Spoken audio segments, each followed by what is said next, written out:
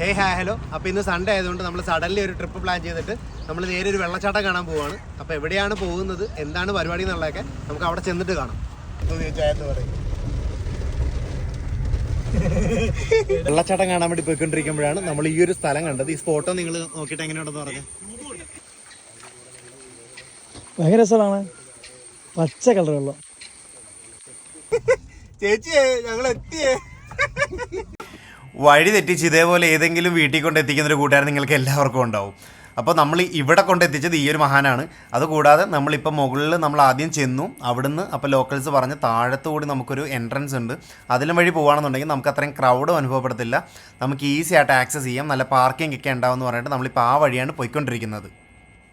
ഇവിടെ വന്ന് കയറണമെന്നുണ്ടെങ്കിൽ അവിടെ എൻട്രൻസ് ഉണ്ട്, ഇവിടെ എൻട്രൻസ് ഉണ്ട്. ടിക്കറ്റ് ചാർജ് വന്നത് 20 രൂപയാണ് ഒരാൾക്ക്. ഇത് കണ്ടോ, നമ്മൾ ആശുപത്രിയിലൊക്കെ പോകുമ്പോൾ നമ്മൾ ഗുളിക വരുന്ന ഇതുപോലെ ഇല്ല, അത് 2 കയറിയിട്ടാണ് ഒരു ടിക്കറ്റ് കൊടുക്കുന്നത്. ഭയങ്കര പ്രോഫിറ്റ് ആണ് കേട്ടോ, ഗവൺമെന്റ് പ്രോപ്പർട്ടി ആണ്. ഇതാണ് നമുക്ക് ഇവിടുത്തെ വ്യൂ വരുന്നത്. ഈ ലൊക്കേഷൻ അല്ല നമ്മൾ ആദ്യം പ്ലാൻ ചെയ്തത്, പിന്നെ നമ്മൾ ഇങ്ങോട്ട് എത്തിപ്പെടുമായിരുന്നു.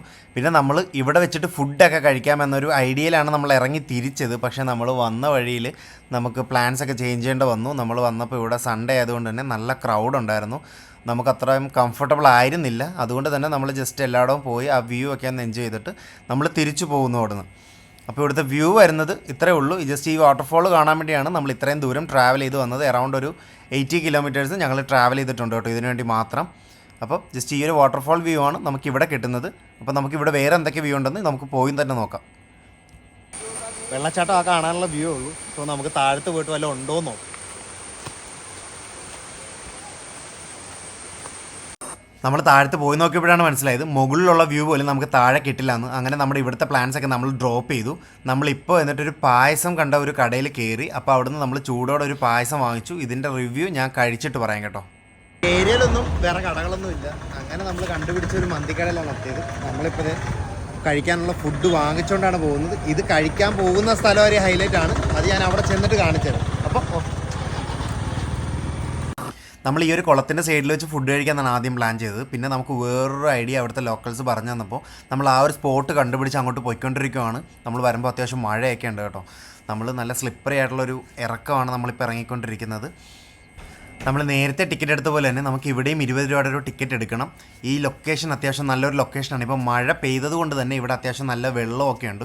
ഈ കാണുന്ന മരങ്ങളാണെങ്കിലും ഇയേഴ്സ് ഓഫ് പഴക്കമുള്ള മരങ്ങളാണ് കേട്ടോ.